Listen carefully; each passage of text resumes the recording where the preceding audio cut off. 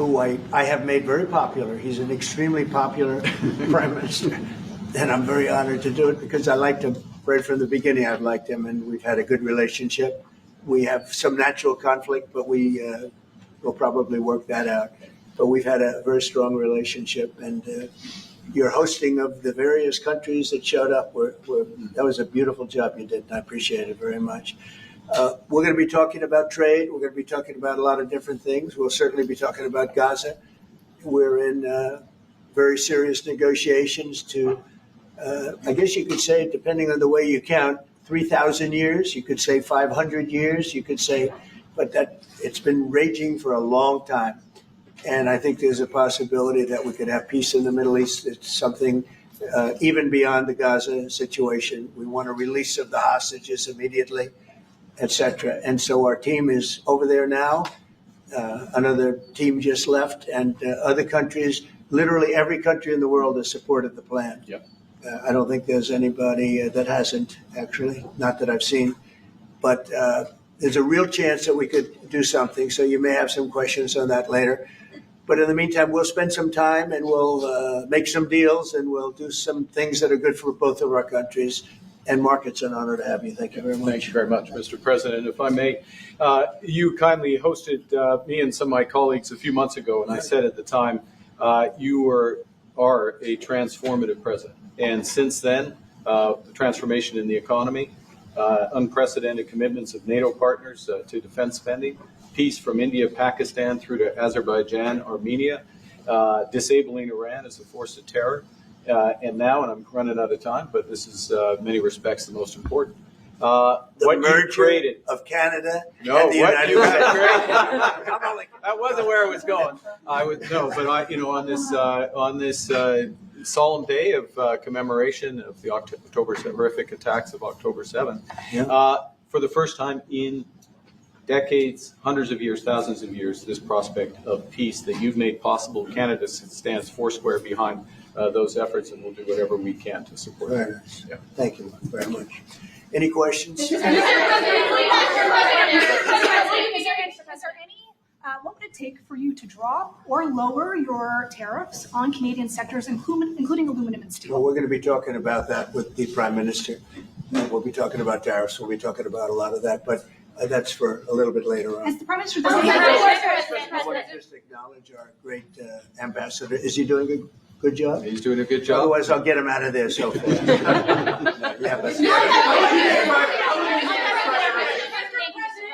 Is it the White House's position that furloughed workers should be paid for their back pay?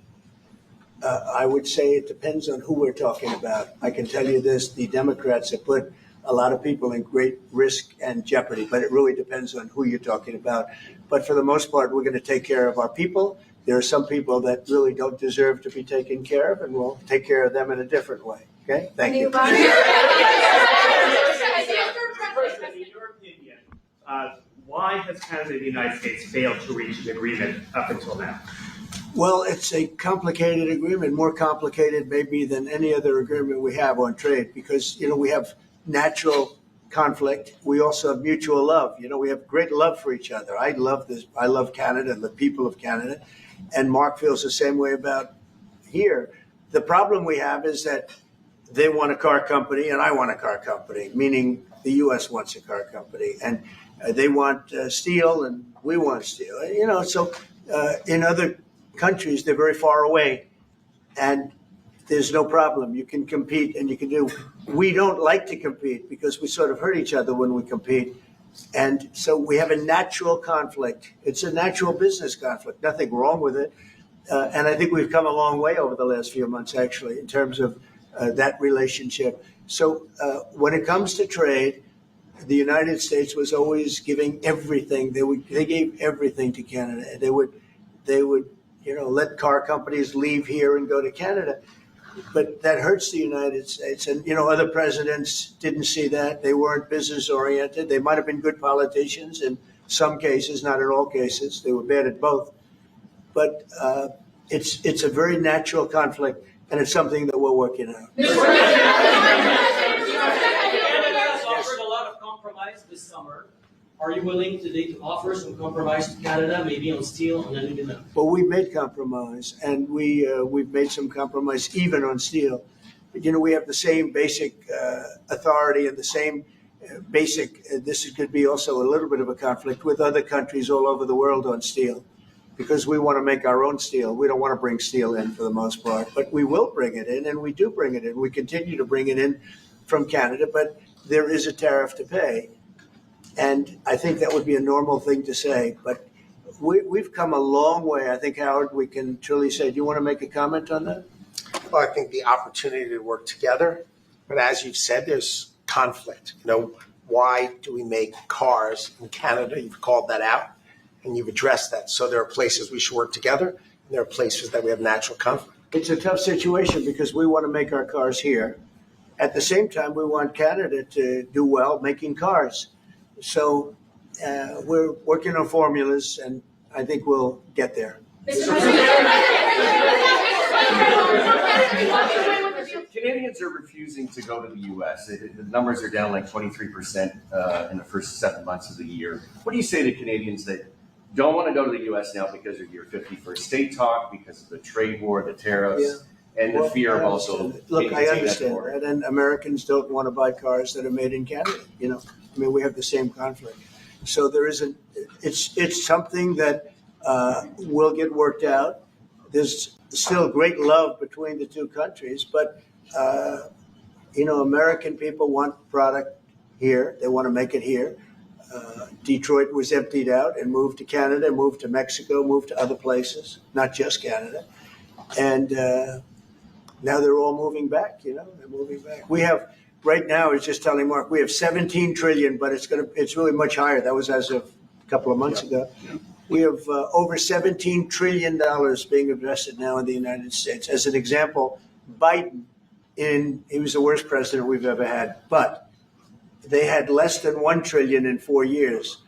We have more than 17 trillion in 8 months. 8 months. And I think that number is going to be $22 trillion. There's never been anything like that in the history of the world for any country, not even close. If you did 1 trillion in a year, that's pretty good. We're going to do over 20. And it's coming in with AI. It's coming in with auto plants. We're building auto plants, a lot of auto plants in the U.S. It's coming in for a lot of reasons. It's coming in because of the fact, I think the November 5th election was a big factor, and I think the tariffs are a big factor. And again, we want Canada to do great. But, there's a point at which we also want the same business. We're competing for the same business. That's the problem. That's why I keep mentioning one way to solve that problem is a very easy way. But we're competing for the same business. He wants to make cars, we want to make cars, and we're in competition. And the advantage we have is we have this massive market. So it's quite an advantage.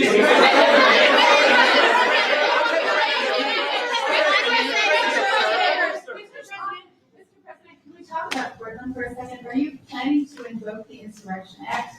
That would be, a very long-standing law that's been on the books. Yeah, well, it's been invoked before, as you know. If you look at Chicago, Chicago's a great city where there's a lot of crime. And if the governor can't do the job, we'll do the job. It's all very simple. They probably had 50 murders in Chicago over the last 5, 6, 7 months. Many people were shot. And then the governor gets up and he says, well, we can handle it. They can't handle it. They don't know what they're doing. The mayor is grossly incompetent. He's at a 4% approval rating in Chicago. He's at a 4%, lowest approval rating, lower than even de Blasio had, which is hard to believe in New York. I thought de Blasio would always maintain that record, but the Chicago guy is even lower. So I think that we want safe cities. If you look at D.C., you would right now, Mark, you could go out, take your family out to dinner. You could walk right down the middle of the street. There is no crime in D.C. When I got here, this place was a raging hellhole where people would come from Canada, people would come from other places and end up getting shot. Nobody's being shot. The National Guard's been unbelievable. I mean, they are strong, tough guys. We won something at the Supreme Court, which is a big deal, merit. everything now in this country is merit-based. I didn't think I'd ever see it again. And we have our soldiers in merit-based too, and they're central casting. And they walk through that town, and I'll tell you what, this place is safe. It's beautiful. Now we're in Memphis, and the same thing's happening. You're getting the reports. The bad guys are saying, we don't want anything to do with this. And we're removing many people. In D.C., we took out 1,700 career criminals and sent them back to the countries from which they came, mostly led out by Biden and his people that had an open border policy. And, you know, Canada, you suffered because of that too, because they'd come here and they'd go into Canada also. So we're like a buffer for that in terms of Canada suffered greatly by Biden and the open border, the policy of open border, totally unchecked, totally unvetted. And these people were, you know, if you got 5%, 2%, you were getting a lot of bad people. And we now have a closed border. You've done well. Yep. We have a closed border, and it's a really closed border. In fact, for 4 months, I don't even know if this is possible, but the figures were released. 0 people were able to come into the United States from the southern border. 0. And as you know, we've taken a very hard stand on drugs. This is also benefiting you. We've a lot of we call them the water drugs, the drugs that come in through water. They're not coming. There are no boats anymore. Frankly, there are no fishing boats. There's no boats out there, period. If you want to know the truth, we're saying, does anybody go fishing anymore? The fact is, we knocked out, probably saved at least 100,000 lives, American lives, Canadian lives, by taking out all those boats coming in. So it's, and now they don't come in that way anymore. Now they'll come in other ways, and we're not going to allow that either. So we've done a great job on that.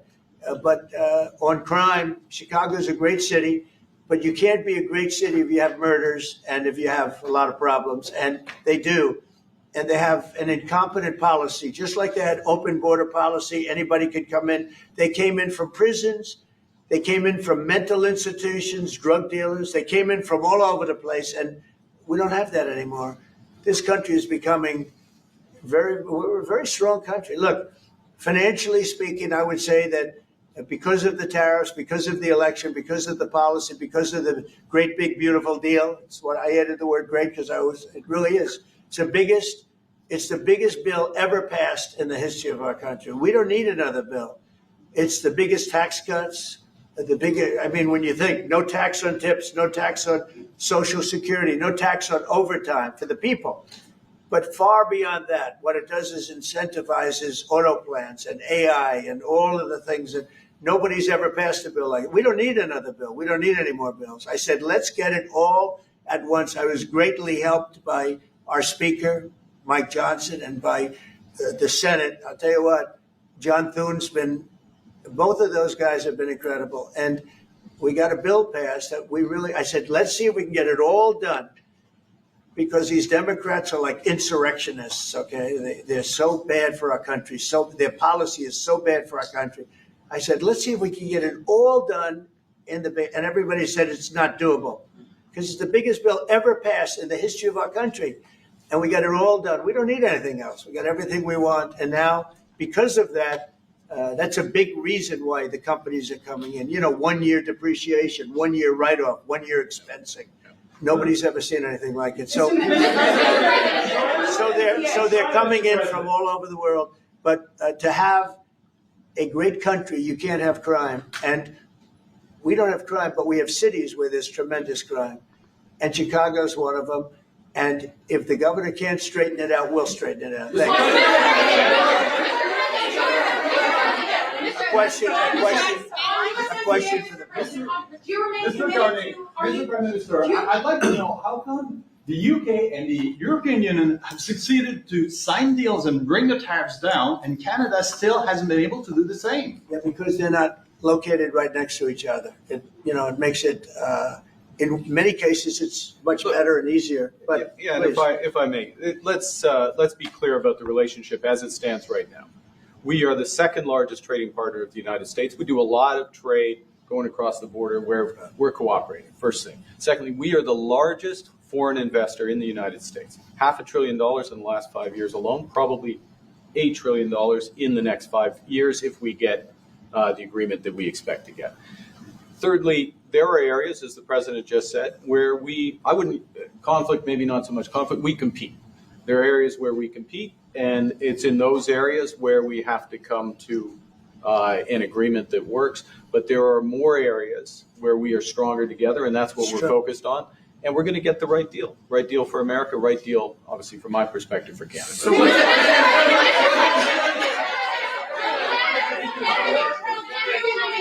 Including one thing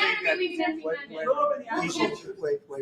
So one thing where we are working very closely is the Golden Dome. That's the protective mechanism, and you see how that works. It's unbelievable.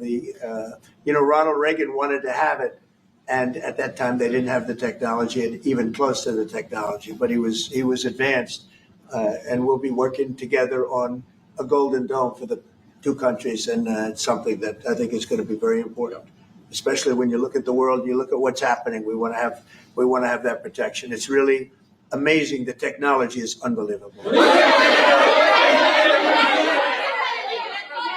President, why do you say some federal workers should not get their back pay? Why do you say some? Well, you're going to have to figure that out. Okay, ask the Democrats that question. Mr.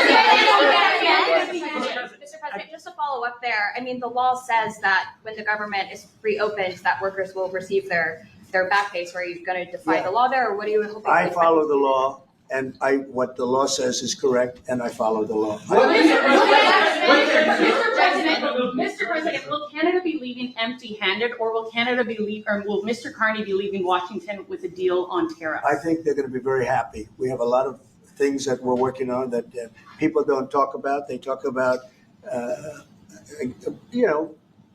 competitiveness. She's a very competitive person. And they talk about things that we don't necessarily agree on. But I think they're going to walk away very happy. I think so. Mr.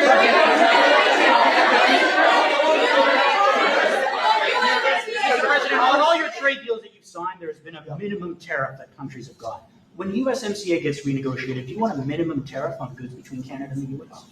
Well, we're going to have tariffs between Canada, and they have them with us. I will say with our farmers, as you know, they went up to as much as 400%, 250, 300, and even one at 401. We found one having to do with a very small product, but it was high. So we've always had tariffs between the two of us, and actually Canada was charging us very high tariffs on our agricultural things, a lot of our agricultural product, and that's one of the things that we talk about for bringing that down. So this is a mutual thing, but we've been charged tariffs. Look, we're the king of being screwed by tariffs, just so you understand. And I'm not talking about with Canada. I'm talking about with countries all over the world.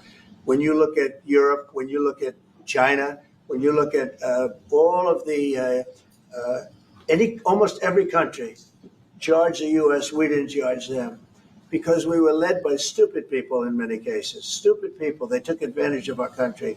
They're not taking advantage of us anymore. If you looked at European Union, they're all my friends. I don't blame them. I blame our presidents. I blame our past presidents and, business leaders. But we are the king of countries that have been taken advantage of for many, many years. We've been paying trillions and trillions of dollars and receiving nothing at all. As an example, prior to the deal with Europe, where they paid a lot of money, but they're happy and I'm happy. The deal was good. It's a fair deal, but it wasn't fair. You couldn't put a car into Europe. You couldn't sell your agriculture into Europe. You couldn't do anything. And now we have it so that it's open. We charge them tariffs. We didn't charge them tariffs a car. They charge us tremendous. I said to Angela Merkel once, I said, how many cars have gone to Germany from the United States? And she said, well, I don't believe any. And I said, you're right. You're right. Well, that doesn't happen anymore. And they're paying a fair amount. It's just a fair amount. It's not, I could ask for much more. It's a fair amount. But the United States now is using the same thing that they've used on us. And I just can't believe it's taken presidents so long to do this. And again, we're going to treat people fairly. We're going to especially treat Canada fairly. But I can't believe it's taken so long where we get charged and don't charge them. Japan was a good example. We made a deal with Japan. You saw that, Mark? Yeah. A deal with Japan. It's a much different deal than we've had in the past. But they would send us millions of cars, no charge.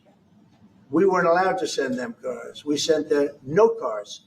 I doubt you had one car go into Japan because we were restricted. They didn't want our cars. Same thing with Europe. Same thing with other places. So now all we do now is fairness. But fairness leads us to the most successful country there's ever been. You know, we have some advantages over other countries, and we do have a great market. We have an amazing market. But you know what? If I let this go, if we didn't win this election, if we had these people that were running, that were ruining our country, destroying our country with their open borders and men playing in women's sports and transgender from everybody and windmills all over the place, if we allowed that to go on for another couple of years, we would be, I'm not sure that we'd even have a country.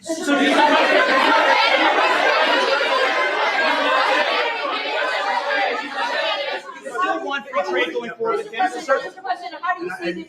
By the way, I'm not sure we would have even had a country. And now we have the most successful country in the world. Brian? Yes, sir. What is your message to Democrats ahead of a next vote to open up the government? The American people are saying, open the damn government. What's your message to them right now? Well, they're the ones that started it. They're the ones that have it. And it's almost like a kamikaze attack by them. You want to know the truth? This is like a kamikaze attack. They almost, you know, they have nothing to lose. They've lost the elections. They've lost the presidential election in a landslide. I saw the other day where Kamala said this was a very close election.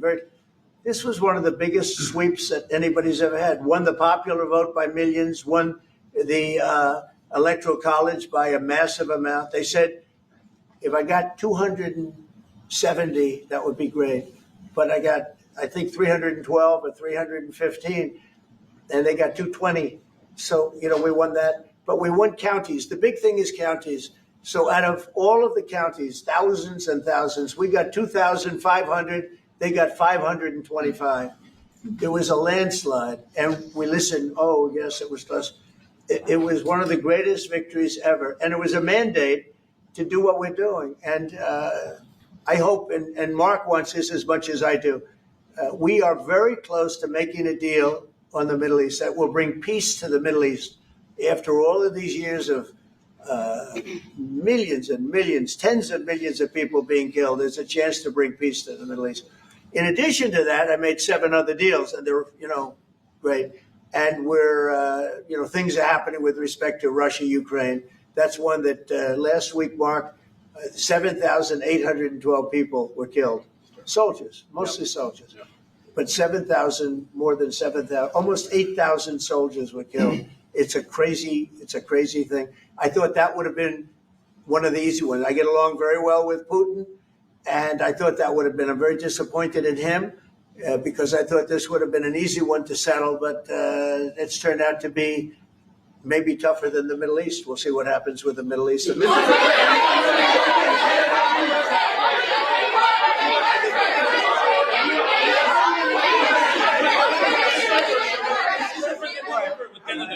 Is the fentanyl crisis over with Canada, with the Canadian border? Is what? The fentanyl crisis. Fentanyl. No, it's not over. It's never. I think it's never going to be over, frankly. But they've done. Canada's worked hard, and they've done a much better job than in the past.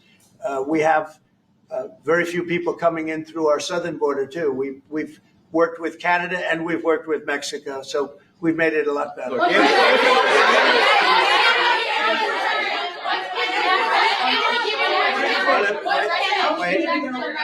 On fentanyl, any amount is too much. So we've gotten it down. It's down substantially. It's less than 1%, but it's still too much. It's too much at home in Canada. A lot of people. Yeah, we got to One stop Russian, it. Mr. President. On USMCA, are the two of you both committed to seeing it through in the renegotiation of that deal that you made? Well, we could renegotiate it, and that would be good, or we could just do different deals. We're allowed to do different deals if we want. We might make deals that are better for the individual What's your preference? countries. I don't care. I want to make whatever the best deal is for this country, and also very much with Canada in mind. What's Go ahead, sir. Sir, on China, What work can the United States and Canada do together to counter China? Well, you have to be able to compete. They're a great competitor. And Mark and I both know that. And you have to be able to compete. We have big advantages over China for lots of different reasons. And I think we're doing very well with China. I get along very well with President Xi. I'm going to be meeting him in a few weeks, as you know. I'll be meeting him in South Korea. But we've had a very good relationship for a long time. But you have to be able to compete. To do well with China, if you can't compete, you're not going to do well with China. And Canada is very competitive. I can tell you that. Canada is a very competitive country. And I think Canada's done very well over the years with China. Yeah, we have, but we'll do better together on that. Mr. President, on the Middle East, what guarantees are you giving your Arab partners that Israel will not resume its offensive after the hostages are released? Well, the primary guarantee is once this deal happens, if it does happen, look, they're in negotiations right now. We are going to do everything possible. We have a lot of power, and we're going to do everything possible to make sure everybody adheres to the deal. Okay? Are you concerned about the delays at airports, and how do you see the shutdown ending? Oh, sure. I mean, it's they're all Democrat delays. There are delays at the airport. That's standard. And again, this is something that every day we put forth a bill. It's just a continuation. It's a very simple thing to sign and very simple to do. And I really think that these are people that I think they have nothing to lose. They have a party that's out of control. They have no leader. Nobody knows who the leader is. I look at people with very low IQs like Crockett, this woman Crockett. I never met her, but she's a low IQ individual. I look at AOC talking about how if they want to negotiate, they can come to my office. She's not in that position to do that. And who the hell is she to say that?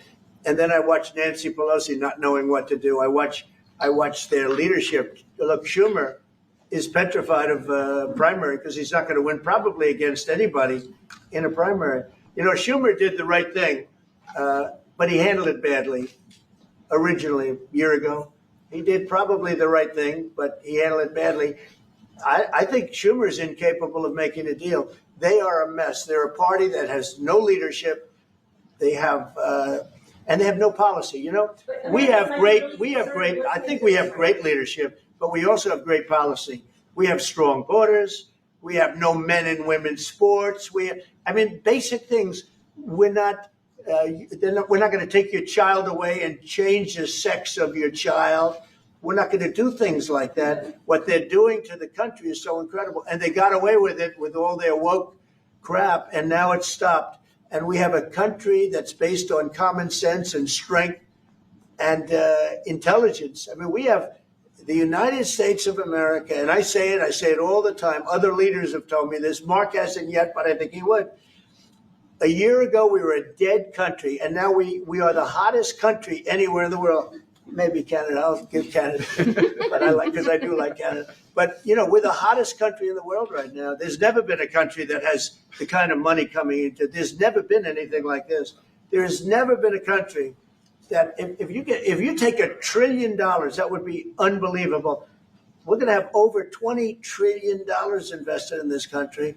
There's never been anything like what you're seeing, and it's based on good policy and common sense and leadership. Yeah.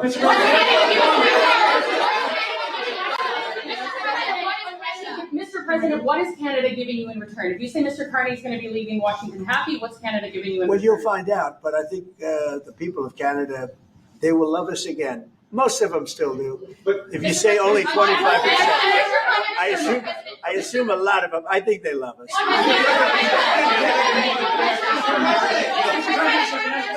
And you know what? I'm not the biggest hockey fan, but I like it a lot. And I watched some of the greatest hockey games I've ever. How good were those games, right? Yeah, very good. Mm-hmm. We're coming down for the World Series, Mr. President. Okay. By the way, your team is looking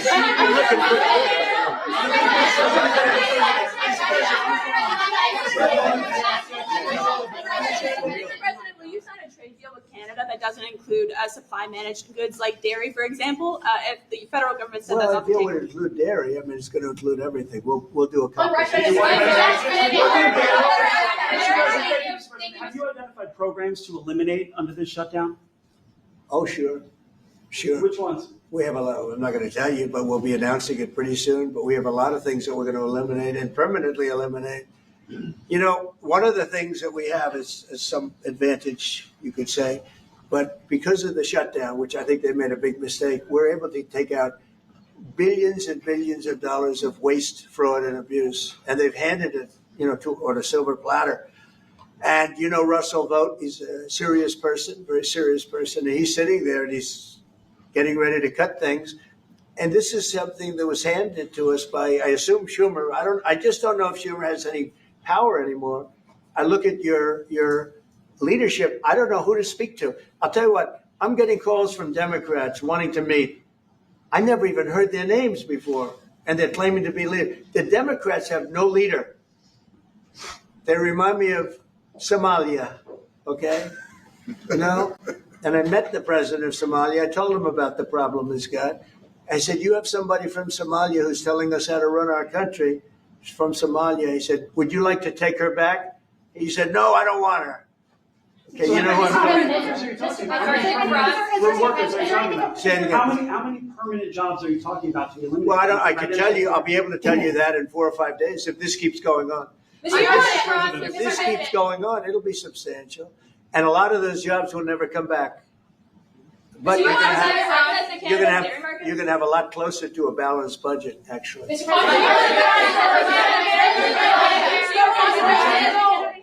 anything the Prime Minister has done that's making it more difficult to reach a deal?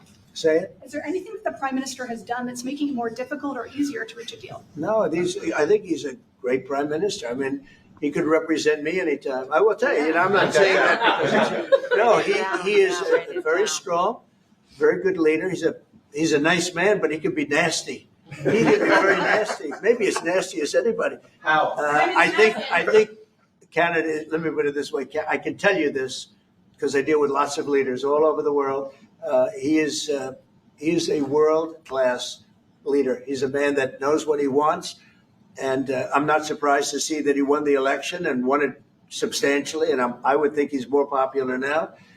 He's a good man. He does a great job, and he's a tough negotiator. So then